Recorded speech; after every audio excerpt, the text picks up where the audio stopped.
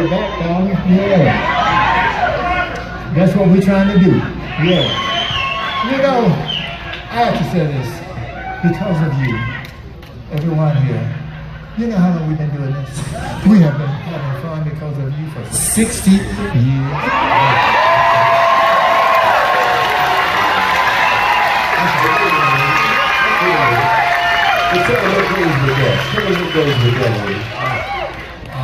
Otis Jr.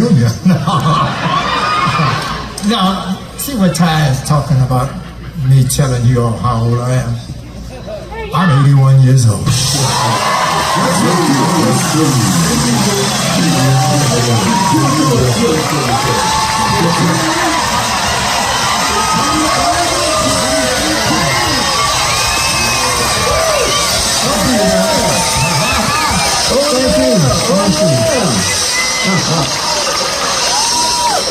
You know, like I was saying, you could have tipped me over with a feather before I would imagine that we would be having fun 60 years later, all because of you.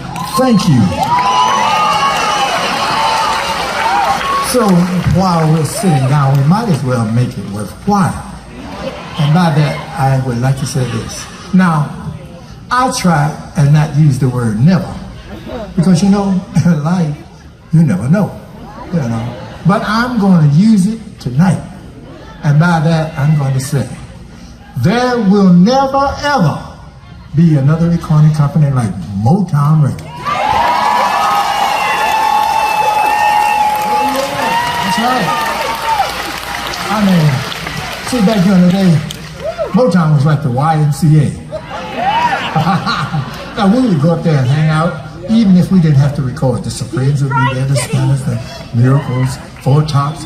We'd just hang out up there just for the thing of hanging out, you know, so it was that kind of company. Because let me tell you this, the other heavyweights like CBS and Warner Brothers and Polydor, they didn't have that kind of confunction going on. No, they were strictly by the book. Record, if you get a hit, cool. If you ain't, get your ass on out of the way.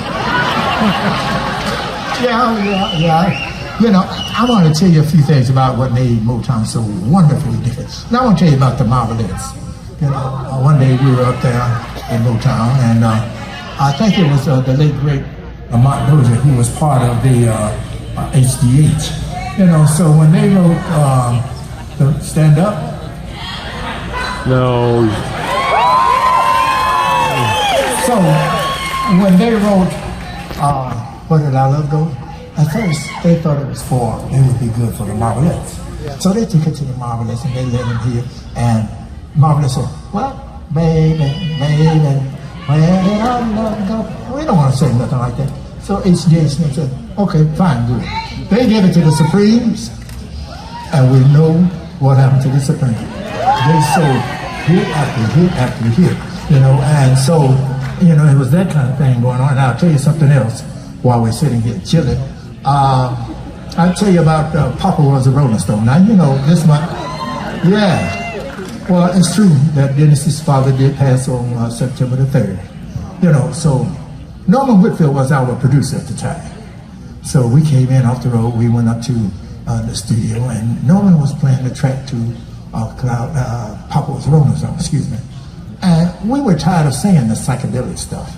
You know, we said, oh, come on, man, our fans want to hear us do the My Girls and they're just my imagination, you know. So Norman said, Chimps, Otis, listen. I guarantee you all that this will be a hit. So we bickered and carried on for however many heartbeats. And then I said, Chimps, come on, let's go on and record this and get it out of the way.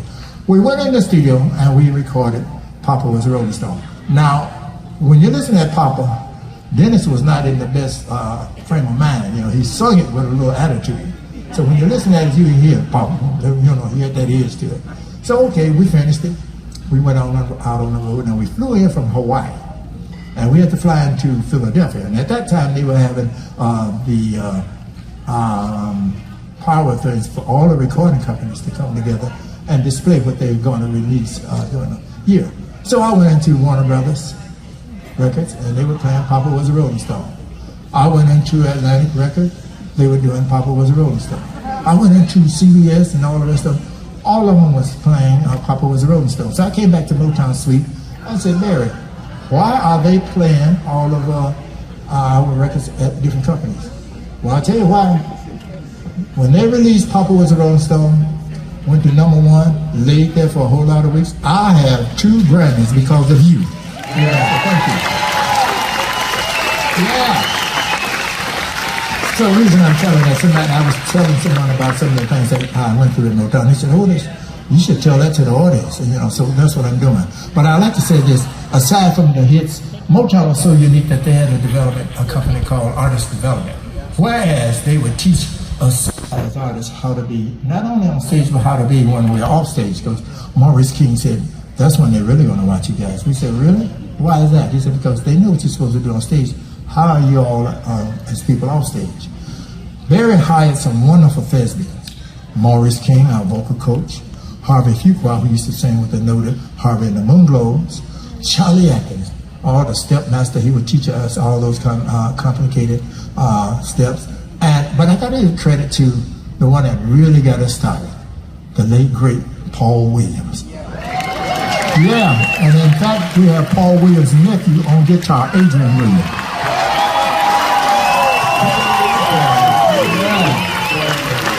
Yeah, Lon Fontaine and Johnny Allen. So we had a host of people that were teaching us a lot of, things about being in the business. And part and parcel, that's why we're still around all these many years later.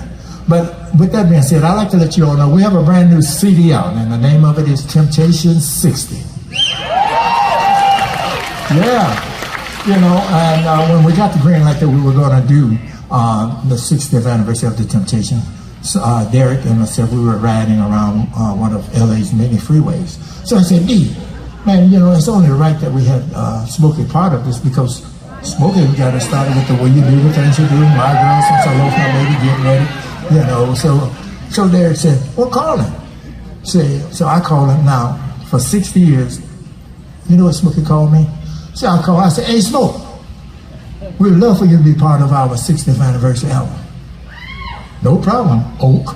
I said, okay, we would love for you to write it. No problem, Oak. We would love for you not only write it and to produce it, we would love for you to perform with us on it. You got it, Oak. So he came in the studio and we did the song. And the guys had left the studio, so Smokey and I, we were sitting there listening at it. See, it sounded so good to not only me, but to Smokey. See, Smokey gave that nasty. The way he was looking, I said, Smokey, you nasty. And he said, that's right, I like to get the women all, bent out of shape. So, yeah. So with that being said, we're getting ready to do this song for you now. The young man to my left, your right, he starts the song off. And he sounds close to Smokey. You know what we call him? We call him Chocolate Smokey. And the name of the song is it going to be yes or no? Or touching his heart?